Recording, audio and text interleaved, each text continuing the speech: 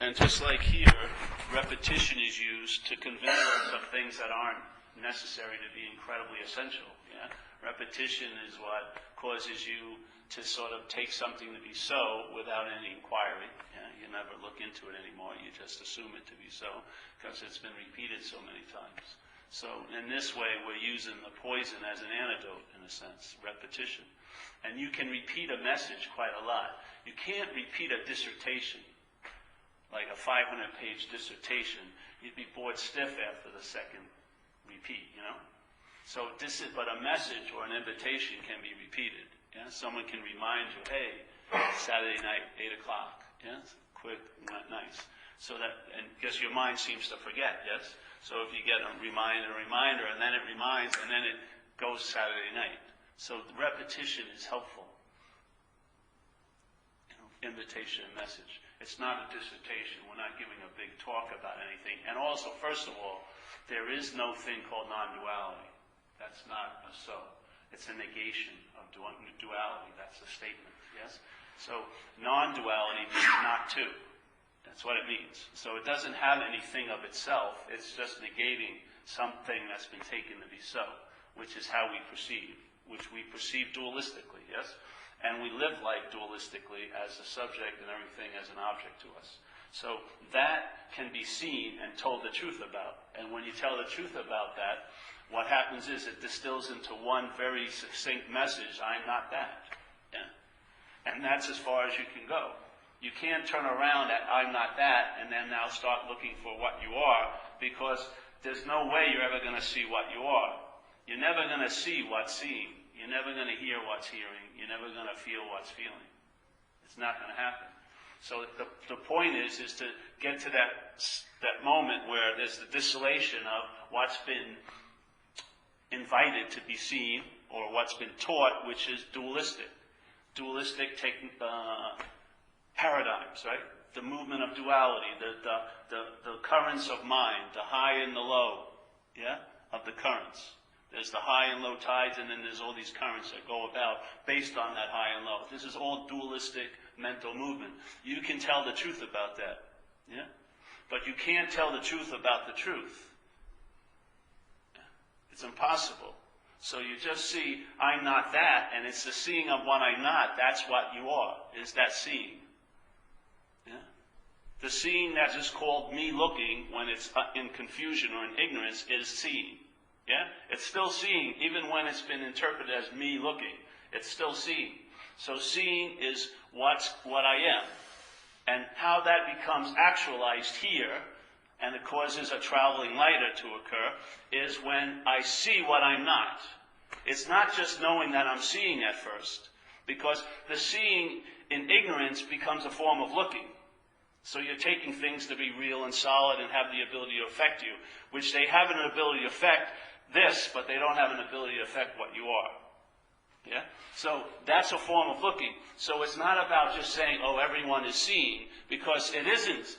They're not accessing the seeing. They're living an interpretation called self-centeredness, which is a form of looking. Yeah? So it's much cleaner to see, okay, how are we seeing? Well, it's a form of looking. I am not that which is looking. Yeah? Nor am I that which is looked upon. I am neither the fate subject-object, nor am I an object that you're perceiving. Yes? So if I'm not that, then the seeing gets that flavor or that layer of ignorance called looking gets cleared, and then there's the seeing, yeah? At the same moment that you used to call me looking. It's the same thing. But now the emphasis is on the seeing. And what you see is what you're not. Yeah? And in the seeing of what you're not, that's what you are, is that seeing. Yeah? You can't become an object. You're never going to be seen. You're never going to be heard. You're never going to be felt. You're never going to be thought about. You're never going to be accessed by any of these mechanisms, because it has no qualities to access. It can't be thrust into an object as you as the subject. It's just seeing that you're not the subject. That's it. Yeah? In a sense, you're actually the subjectivity, but you're not the subject. In seeing that, that's it. Yeah? And then what occurs is, for me, there's an emphasis on that, and there's some byproducts of that emphasis, which is a sense of presence, instead of being completely obsessed with an absence, which is what you and I are. Yeah? What the mind is doing is in the act of becoming constantly. That's what selfing is, yes? That thing that's yapping all day is in the act of becoming. So when it starts talking about, I'm angry, this and that, and this and that, its desire is to become an angry person in a sense, yes? Jealous, I'm the jealous one, yes? Winner, I'm the winner. It's always becoming, but it can never be, so it's always in the act of becoming. It can never create itself to be. Because it isn't, yeah? So, but at the same time, the becoming is going on, the mental process, there's the sense of being. Yeah? So when the attention and interest is resting on the drive of becoming, which is called self-seeking or seeking or whatever, desiring to become, they use a lot of things which they say is the source of all suffering, this desire. So this desire to become is the initial desire. What is the mind desiring to become? A self. It wants to be special and right. It wants to be a singular unit. It doesn't want universal love. It wants a special love with another person. But it can never complete the loop and be. It can't. So it's constantly becoming. That's why this never gets to the point of fruition. In other words, you can never obsess enough about self to make it a self. The mind cannot reach orgasm in a sense. It cannot reach completion of becoming a self. So it's constantly obsessing over it. But the obsession, it's like when you did coke, yeah? I shot a lot of coke. But I never reached a point where I had shot enough coke, where I was satisfied. Coke had done what it was supposed to do, and it had brought me to a satisfaction that now is going to become like a state that would never be interrupted again, and I would never have to do any more coke. It never became there. It never arrived there. And I did a lot of coke. I was attempting, but you know what I mean? So the mind, everything else is just mimicking mind anyway. The mind is in the act of becoming, which is selfing. And it's producing a product, which is a feeling of being a self, but it can never produce the product. It can only produce the appearance of the product. And therefore, because it's only an appearance, it has to keep producing it. So there's never any rest. That's why when people reach a point, let's say they do a retreat in something, and there's this great feeling for maybe in half an hour or an hour of rest, the engine kicks back up, and now they're seeking, looking at, the common ground, or wherever they all listed. All right, I got to go on a longer retreat. Maybe if I did more time, and let's mix some tantra in there, and some therapy, and then silence, and whatever, kundalini yoga, and on and on. It never stops. It will never stop. Because it can never come to fruition because its desire is to become, and it can only be becoming. Yeah? So selfing's never going to become satisfied. This is never going to be other than an urban renewal project. It's constantly going to be a work in progress. Never, never, never resting. You're never going to be happy with your completed authentic self because it can never become an authentic completed self. Because what isn't cannot become what is. And what is can't be what isn't. Yeah? So, what is it cannot become what is. No matter how much it's thought about. No matter how many experiences are claimed by that little point of view. No matter how many opinions it has about what things are going on. No matter how many acts of claiming it does to get a life. Yeah? There's no way it's going to become. But it's becoming. So that's the beauty of seeing selfing. Because you see selfing, and if you see selfing is a finite mental line. It has time. Yeah? It has to be in time. Because to not be, and then to appear to be, there has to be time to become. Yes? There's got to be time. So it has time, but not infinite time. So selfing has a little string, and it's like, oh, I'm worrying about next week. Yeah? So there's the mind worrying about next week, but there's a feeling that it's you that's worrying about next week. Yeah? So here's the worrying about next week. So some people will get clear, and the aperture opens up a little, and they see, I'm selfing today. Yeah? I've been selfing all day. In other words, the mind has been obsessed over what's not happening. But again, the product has already been produced, the feeling of I'm the one who's been selfing all day. Yeah? Now that's what they don't see. They see the line of the selfing, but they don't see the one line that's behind this little wall of ignorance, which is the feeling that it's you that's doing it. See, because that's selfing. It's not like you are here and then selfing's happening to you or you're doing it. This is selfing. And it's not infinite, it's finite. The problem is we never see its finiteness because we assume this is me, which is the Alpha and the Omega. Me, Paul, the beginning and the end. Yeah? So selfing is either now being done by me or happening to me. But that feeling is selfing, and it's finite. It doesn't go forever. It has to happen in time, yes? And all around it is timelessness. All around it is timelessness. Not even around it, it's permeating it. It's timelessness. So at every moment of the selfing, and every moment of the becoming, there is the being. Every moment, the invitation to the being is available. Yeah? Every moment of becoming, and the gaps in the becoming, yes? And in the pauses when the becoming stops, when that self-seeking stops generating for a period of time, all of those moments is the solution in a sense. Yeah? Or let's say this timeless quality of being. Yeah? It takes time to become. Yeah? A lot of becoming. But the timelessness is the being. Yeah? And every moment in the becoming, there's the solution. And the solution is that the problem is imaginary, literally. That's the only solution. In other words, it's not even a solution because there's no problem to put it on. But I'm using the word solution because AA uses it and I like it. Yeah? So the solution is that you see the problem. You see the problem as imaginary. You don't think the problem is imaginary. That's just a view or an understanding. That's like that will help a little bit, but it's when it turns into a vision, then that's something else. Yeah. So you may have an understanding, oh, this isn't me that's doing it, but it hasn't accessed the view of that. The view is different. The view is like you have total immunity to what's not going on. Yeah? The view is an understanding that still seems to be bound in time a little bit, because sometimes you have the understanding, and it will sometimes feel like you don't have the understanding. Yeah, but the vision isn't of time. So it's a timeless solution. That's the only solution there could be to something that's appearing in time. It's timelessness, yeah? So there's a timeless solution. And in that timeless solution, that's where the mind rests. Rests, yes? The mind rests there. It sees the mental process of selfing that's agitated like crazy, but the mind rests, yeah? And that's the peace amidst the storm. So selfing doesn't have to stop. It just has to stop becoming you. Yeah. So and the thing is, it can never be you, and that's the good news. Yeah. That's a good view to start with. It can never be me. It can never become self. Yeah.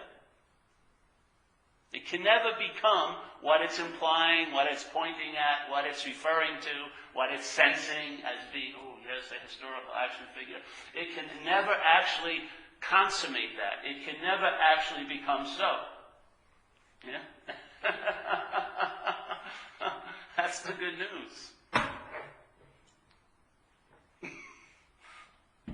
Because if you don't take it to be what can become so, you'll be open to what is so. Yeah? And when the mind, you see it in selfing. If mind is resting on selfing, it's agitated, yes? And so it's constantly seeking what? To get relief from what it's being caused by what it's on, yeah? It's like those massage beds in that cheap motels, and you put a quarter in, and they say it's for relaxation, but you ever see them? You're just going like this. It's really agitation, yeah? But you may have a story, but it's not very relaxing. It's just like this. Well, that's sort of like when mind is resting on this idea of being a self, it's in a state of agitation, which causing it to seek. And I don't care what you I think of or believe, your imperative is to get relief. Yeah? That's it. The main drive you have is to get relief. And it's never going to be called off that mission as long as it's on that bed of agitation. Yeah? It doesn't matter what your philosophy is or anything you got. You can have like 8 Thai massages in one day. You're never going to get into a deep relaxation. because what your mind is relying on is unreliable. Yeah? It's like this. But at that point, all around it, always available is the sense of being. When mind rests on that, the same energy, your same interest and attention that is fueling all the seeking, now abides in that rest. Yeah? It's the same energy, same interest, same attention, but it's been freed from one vehicle, which is the selfing, and it's allowed to rest into another vehicle, which is the being. Yeah? So instead of being self-centered, you're now centered. Yeah? And centered doesn't have any locations. Right where you are at any time, you're there. Yeah? And there's no requirement necessary to meet it because you're at. For a self, then, see, if it's self-centered, then centered is a place the self wants to get to, right? It wants to find the center. Self wants to rest in the center. That's an impossibility. Yeah? But if you're not the self, then the center is always available right where you are. But not for you. It's so beautiful because it dismisses all of time. Cuts it. Yeah? And all time, selfing needs time. It's totally infused with time. Most of the way the mind fixates on you is to picture you as a body somewhere else at some other time. That's what it does, yeah? Without time, time is like the playground of selfing. Without time, the selfing couldn't play. What would it be thinking about? How could it think about the future without picturing you in it? Yeah? How could it go back into the past without picturing you in it? What causes you to have so much meaning in the idea of a past is that it has something to do with you. Yes? And the same thing with the future. Because it has something to do with you, your interest and attention will go quite far down that road. And will go quite far back that road. But for someone else, you'll probably get off in like the first half a mile. Why do I want to listen to this, you're worried about all this shit that's actually not happening. Why would I want to give that any credence whatsoever? But when it's you, you'll have your little telescope gazing. Yes.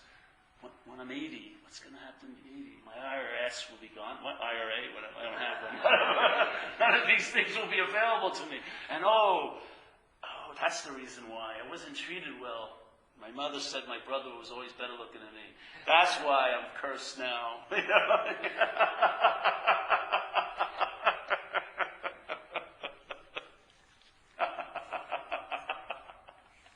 It's like we've been talking about lately.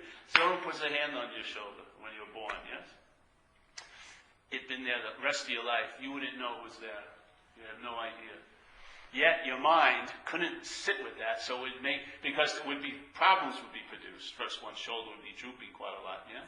Like your shirts would fall off. I can't keep it up there. My bags, I always have to wear the bags on the side. Knapsacks would be off. And then the mind would be making great stories about what was causing all these problems, yes? And thinking it was right as hell. But no real relief would be produced by all the rightness, yeah? But one day, the hand finally lifts off the shoulder, and by its absence, you would know its presence. Yeah? By its absence, you go, oh, that's the reason why. So that's it, and it would be clear as day. Yes, it would ring totally different than the mental being right. Yeah, that never produced result, because this would be producing result. You would feel a relief by its absence. And so you know the problem from the solution. You can't know the solution from the problem. But you can know the problem from the solution. And in the solution, yes, in the solution is the immunity to the problem. Yeah? Once you see it as not you, once you realize it is an absence instead of a fucking mental presence that the mind is producing all day, yeah? That's all it is, isn't it? It's just mind whipping up through thought and opinions and claiming feelings and life and time and situations as its own. It's whipping up this delusion of like a holographic image of you, yeah, of a you, as pictured as a body, and just obsessing over it, over and over and over and over and over and over. And it's sort of like if it was like saran wrap, one saran wrap, they're all clear, right? Saran wrap's clear. One saran wrap, you still see pretty good. But after 50, saran wraps, it's like a Coke bottle. You're still seeing, it's still a form of looking, but you're not really seeing anything. It's all so distorted, yeah?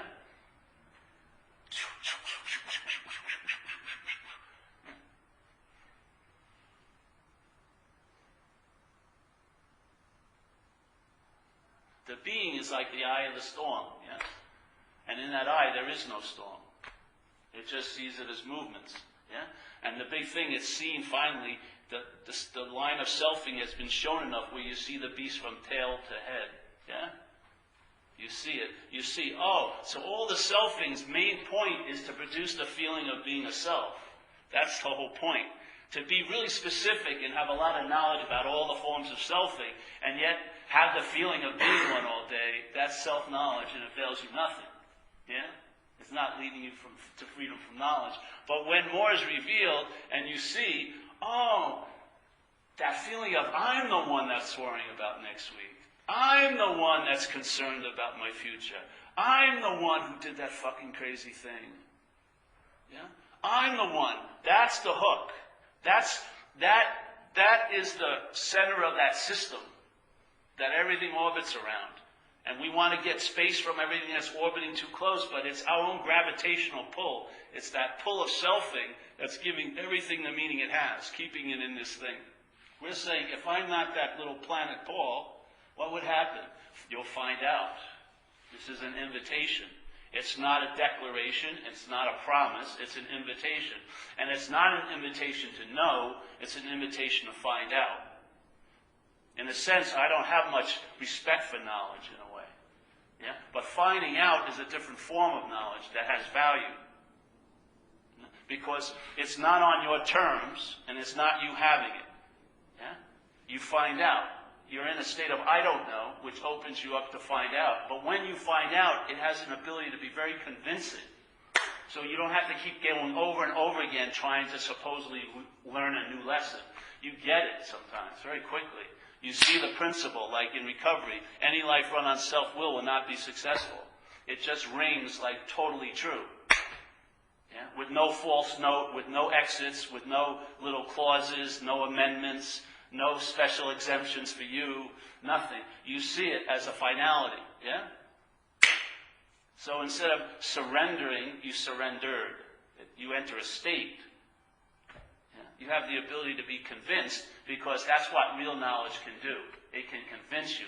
Knowledge claimed by the mental process can be convincing and unconvincing like that because it's caught in a binary system. So you can be convinced and 5 minutes later be unconvinced. And I've seen it many times. I've seen some people, the most sincere proclamation of their defeat, and the next day they're running around like a rat trying to get loaded again. They're totally convinced, then they're unconvinced. But finding out is a different form of knowledge. When it hits, it connects, and it's convinced. King! And that's a state occurs. Yeah?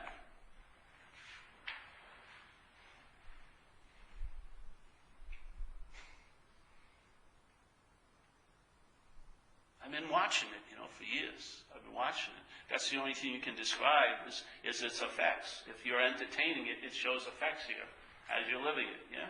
And so I'm here just sharing what I've seen the effects of it as. By entertaining it for a while in this place called time, it has a lot of manifestations, and through the manifestations you intimate where it's coming from. One of the biggest qualities you get is that it is timeless. It has nothing to do with time. Yeah? So a huge amount of info can come in what you would call a split second. It doesn't have to be month after month getting info. You can get it like that. Yeah? You can get a huge amount of knowledge like that. Yeah? And then it may echo or create a tremor in time for a while, but you'll just see it manifesting really. But it's already so as it is, but then it reverberates in manifesting. So you start traveling lighter. Yeah? Deeper levels and other things are starting to occur. Yeah? And you get more intimacy, more quality, more flavor of something that has no quality. Yeah? But when it manifests, it shows qualities here. That's what an expression is, yes? So something that has no qualities, when it expresses through this, it shows qualities, yeah? Maybe it'll be clarity. Other people maybe would be called what you call love. Maybe it'll be called peace of mind. Maybe it'll call it deep, deep relaxation. Who knows? Yes? But there will be definitely expressions, because it's seeking expression. And the way it expresses is through us here. Yeah? And then you can report back. You can report, hey, this is sort of what's been entertained, and this is sort of how it's panning out. Yeah? Yet one basic thing never changes. I'm not that. Yeah? The being never has to go through an act of becoming. It's already so complete. Yeah? It doesn't take any act of, I'm going to become more. I'm going to become more awake. I'm going to become more enlightened. Yes, it doesn't have any of that drive because it's timeless. So it's already in the state of wholeness, in the being. Yeah? You see all the urges of the conditional mind to become, and you see where they come from, that urge to become. Yeah? They come from the fact that they can never be, because they don't exist. Yeah? They're just like flares shot. Yeah? They light up a little mental sky for a while. Your interest and attention goes, oh, yes, I'm a real loser. Oh, I'll never be loved in this life. And you'll get all your interest and attention get in it, but it fizzles out and it doesn't leave any effect whatsoever. It's just like fireworks, mental fireworks, that your interest and attention just, oh, look at that, look at that, look at that. But it never fulfills itself. It never becomes. It's always in the becoming. Yeah?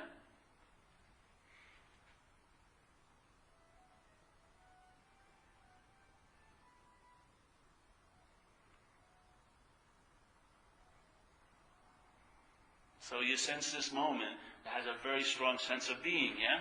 The moment isn't trying to become anything. Yeah? It's totally laid out just as it is, because it's not a moment in time. It's the moment, yeah? And we're not in the moment, we are the moment. We are the moment. And there's total completion in that moment. There's no desire to become. There's no engine of seeking, because it already so. Yeah? You see the mind, it still has some fuel left maybe, but it's run out of a lot. It used to be able to go from 0 to 60 in about a second. Now it's like a funeral drive. You know, you can't. You can see the hearse too. It's very clear. It's just going to its little mental cemetery. Because it is really a cult of death. It is, because it can never be alive. So it honors death more than anything. It does.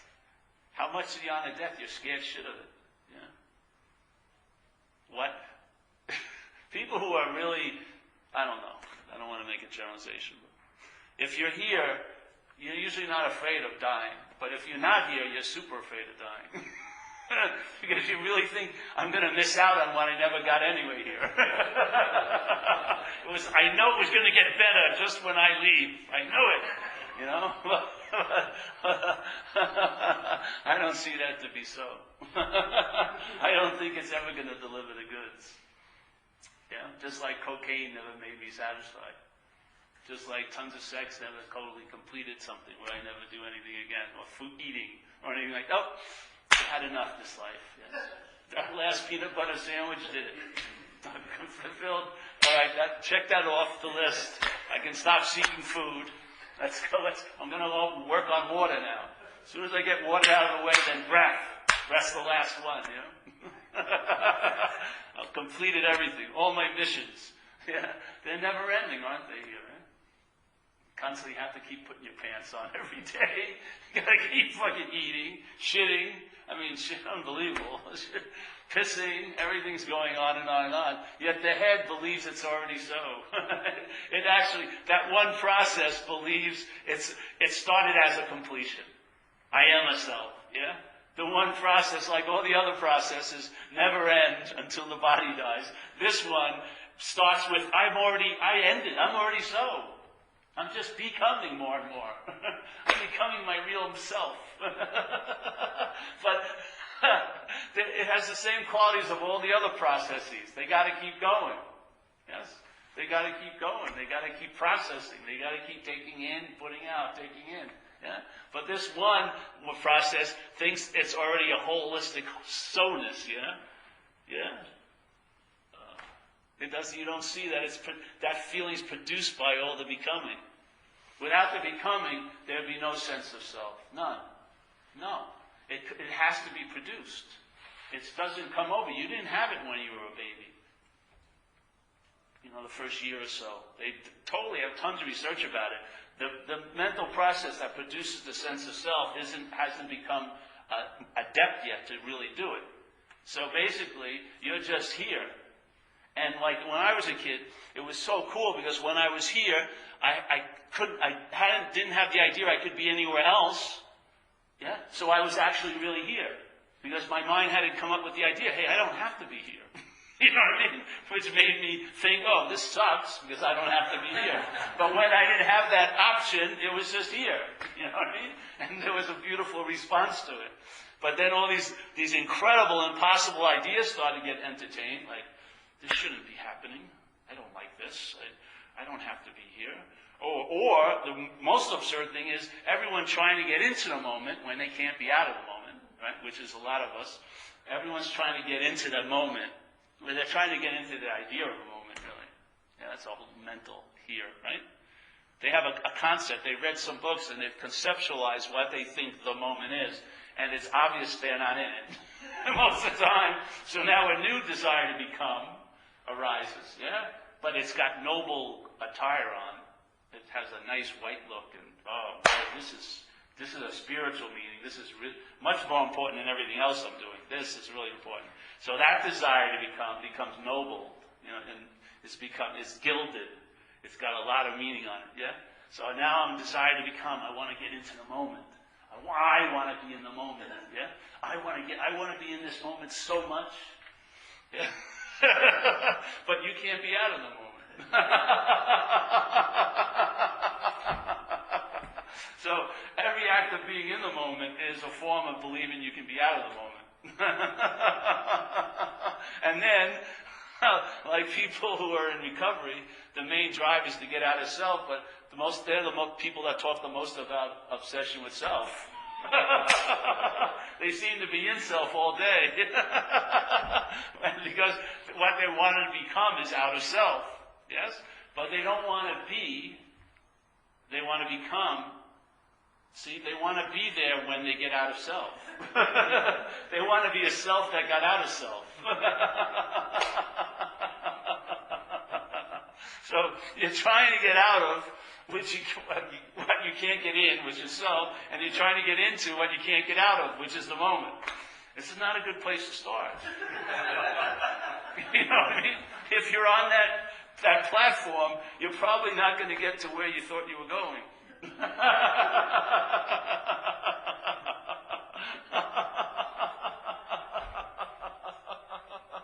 Like we were talking the other day, I can't wait to experience my own absence. I just can't wait to be there when it happens.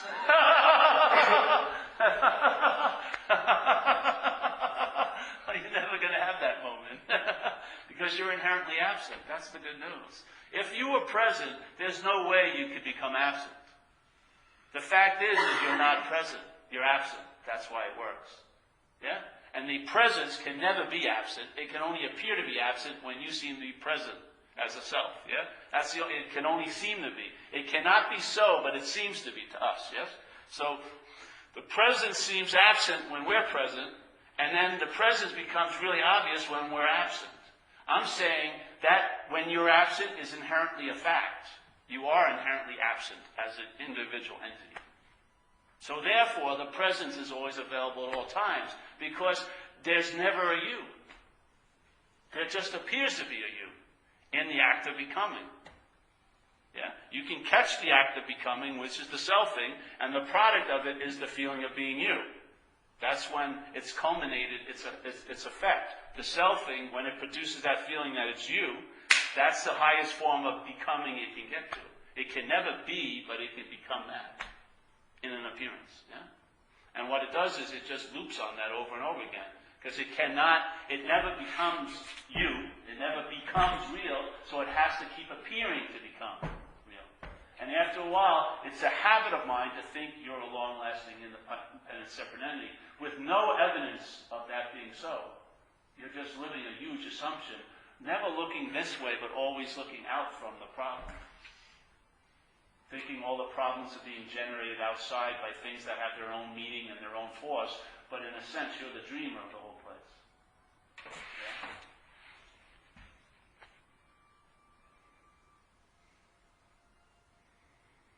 And when this information hits you, and the head wants to claim it as, oh, I got it tonight, if you can see that as selfing and just leave your dirty, grubby little hands off it, then nothing will land and nothing will generate a whole lot of something, in a sense, yeah. But the mind wants to make it something, which is going to neuter it in a way. Once you claim it, that ain't it. So if it can just be received as nothing, and sometimes it may take practice, like Greg's learned very well how to listen, and I think he has a nice way of going about it. There's a way of letting it in, and that allows it to be nothing, and then it gets in there and does its work, yes? And you'll be an expression of that work. And you'll be on a need-to-know basis, you'll find out. But the narrator will be running way behind trying to claim it all the way. But it doesn't recognize, see, I'm serious, it doesn't recognize the value of nothing. It's like the eye of Sauron, in the Lord of the Rings, and he's looking over the whole realm, and he's looking for his precious, the ring, It has value in that, being special and right and like this. But it doesn't have any value in this, because it just goes right over it and sees it as nothing. Yeah? Doesn't give it any big meaning. But that's the beauty of it. That's why it has value. Because to the eye of Sauron, it's nothing. But not to being, yes? To being is a catalyst to allow the being to start becoming emphasized by interest and attention. And once that's done, like a master says, your head is in the tiger's mouth, it's a done deal. Once the interest and attention now calls another no place a home, which is centeredness, not self-centeredness. Because now most of the interest and attention is wedded to self-centeredness. It's going to whatever you think is important and how it means to you, yes? It's just lighting up that porno theater every night, watching all this, what I should have done, what did I do? Why is my landlady mad at me? And coming up with 30 reasons why. And the lady's probably not even mad, But it just goes on and on and on and on and on. And your interest attention is in that theater. Yes? Now, the interest attention has lighted on something else, let's say being, and it's gotten a good scent of that, and it realizes that's the true home. Yeah? It's the quality that I have, which is no thingness.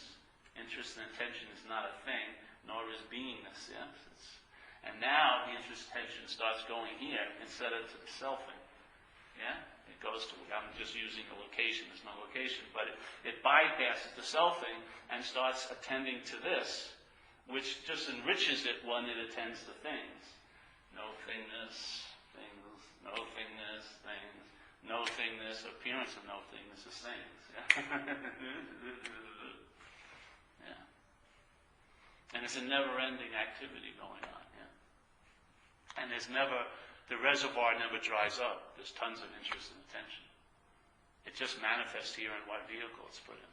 So if you are interested in attending to your thought system, which is a failed thought system, you're going to be producing a lot of anxiety, which is going to walk around and kick the embers of fear, the latent fear of the physicality and the emotionality, yes, of the apparatus. It's going to kick them and start fires.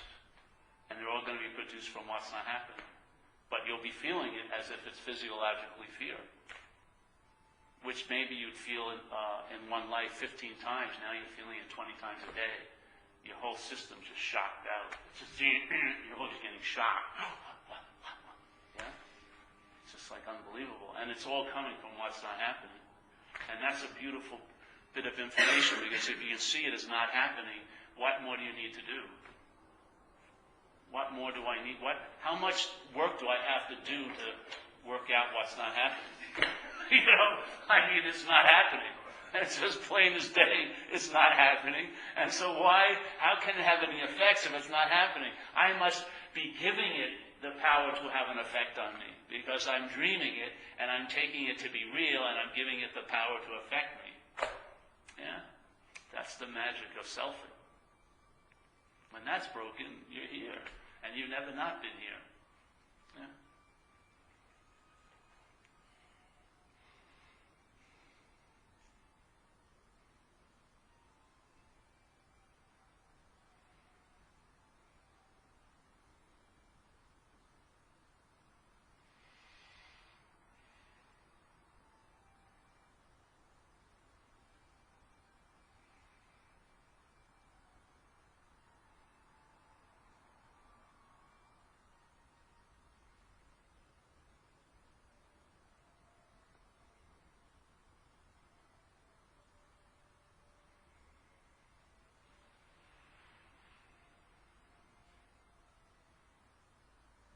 So, how does a sense of doership arise? Out of doing, yes?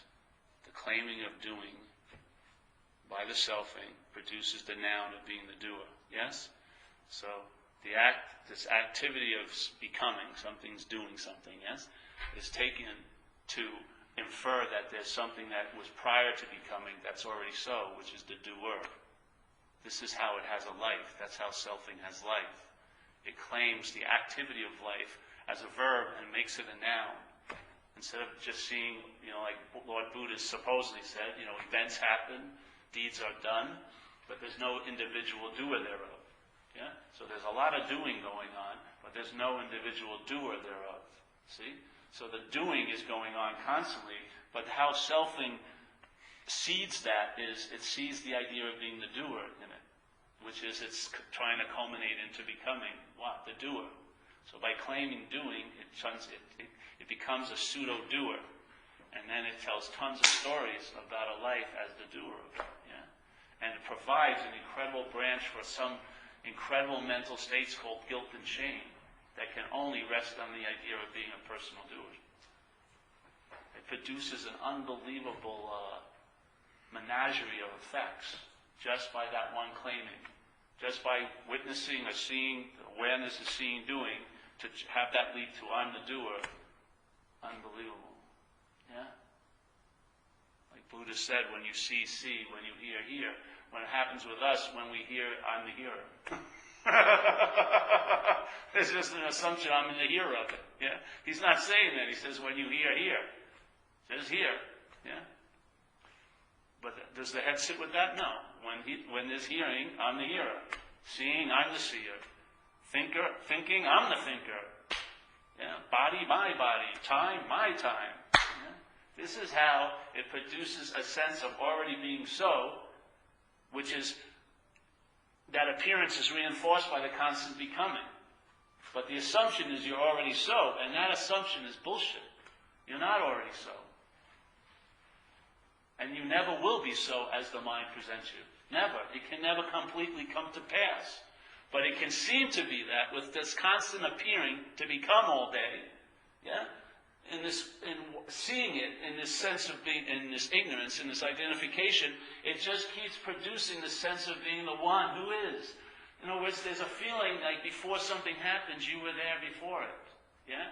Like before seeing, you were there as the latent seer. Even though you weren't seeing at that time, you were there, still there as a potential. Because you're something solid. You have passed the point of becoming you are. Yet, we're on the other end. The feeling of you are comes from all the becoming. But it causes the feeling of being you are is like the one who's before the becoming. So now the becoming's going on, and it's just reinforcing you are. But that's the contrived, made-up feeling of the mind. Because the becoming produces the sense of being you, what you are. But the sense is like prior to the becoming, the way we feel it. Like I'm doing it, I'm having it. But it's not what's happening. The act of becoming, the selfing, produces the feeling of being a prior self. That's there when the selfing isn't happening and when it is happening. In other words, it becomes the Alpha and Omega. There is a Paul, and it's there. Selfing or not. Yet, if there was no selfing going on, there wouldn't be that feeling of being Paul. It wouldn't be produced. It wouldn't. So it's a product that's claiming to be prior to the production. But that's part of the product, you see? You have to see it in time.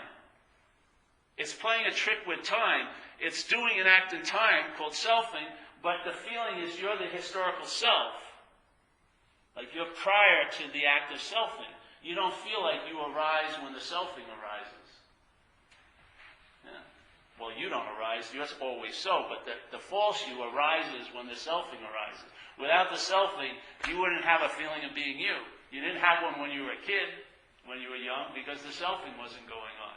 It has to be produced, but what it produces is the feeling of being prior to the production. You become the doer of the selfing instead of being what's produced by the selfing. Yeah.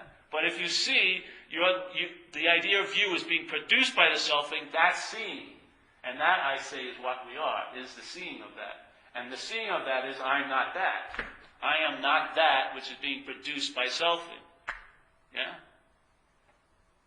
Actually, yes, I am not that which is being produced by selfing. And the sense of selfing, the sense of being a self, is a production. It is a product. It doesn't come before the production line. It's not the one that's doing the producing. It's the product of the production. Yeah? But it has a feeling of being historical. Have you noticed that? Let's say you have like an epiphany or something, or a pause, a strong pause, where the selfing has been stopped in its time tracks. When there's an arising of the mind to claim it, oh, I just had this incredible experience, there's always a feeling you were there before the experience began, too. There's a historical Paul that was there before the epiphany. This is how it plays with time. It takes something that's produced in this moment, but places it in an historical context as prior to it. Yeah? And it runs this all fucking day. And many of us aren't seeing it. It's running it all day. The only way there could be a self is in time. That's the only way. That's the only feeling, is a historical feeling. Yeah, I've had this thought before. I've had this feeling. I felt just like this a year ago and stuff like that. It's just constantly just a giant propaganda story about its own existence.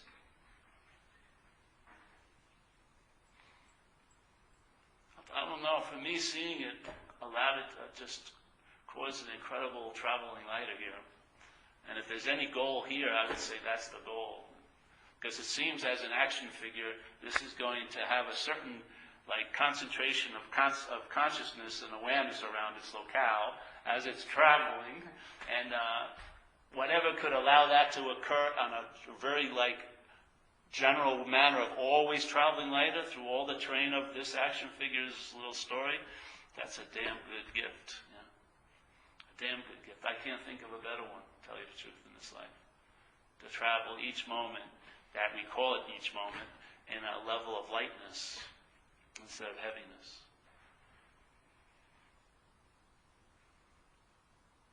And what are you trying to do every time you pick up a drug or a drink is to become something. Something other than you think you are. Yeah? We're always trying to get out of something. We're always trying to get out of things we're not actually in. If we could just see we're not in them, that whole desire to get out of them would be cut. Yeah? And you'd be right where the solution is, which the mind's moving you right away from, by trying to get out. That's all it's doing. And you're going right into its realm. And we've seen a number of our friends lately go out, and that realm, maybe they get spit out 5 days later, 4 days later, but then they have effects here on the physicality and on the action figure for a lot longer than 4 days. And it ripples into their little world. And a lot of ripples. And it has a lot of effect here in the appearances. And, they may bounce back and start running 5 miles the next day, but then a week later they're out again. And they've been taken over by the parasite, literally, this possibility. And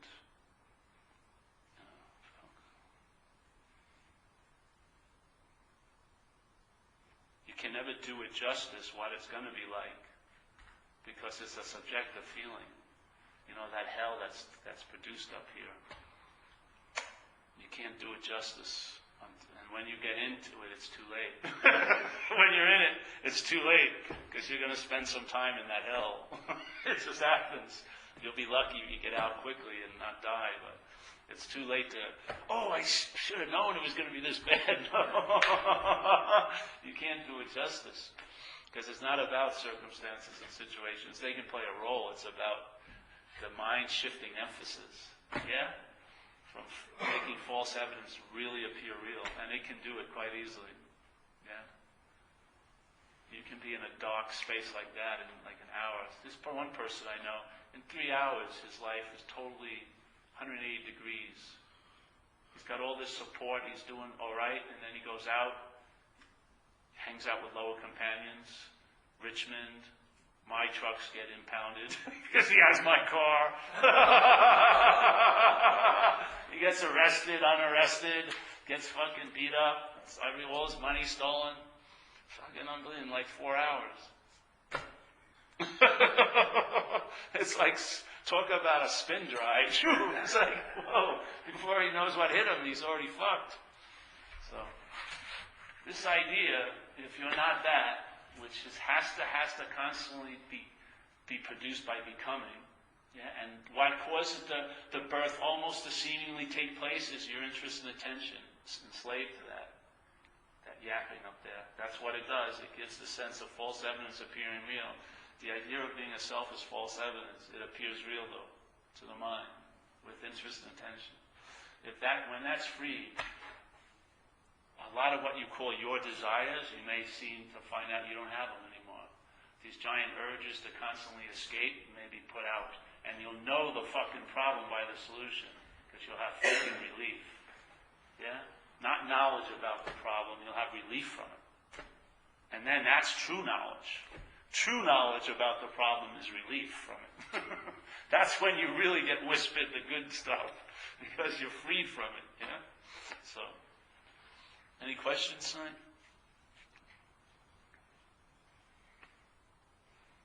Grecian formula's coming out. No?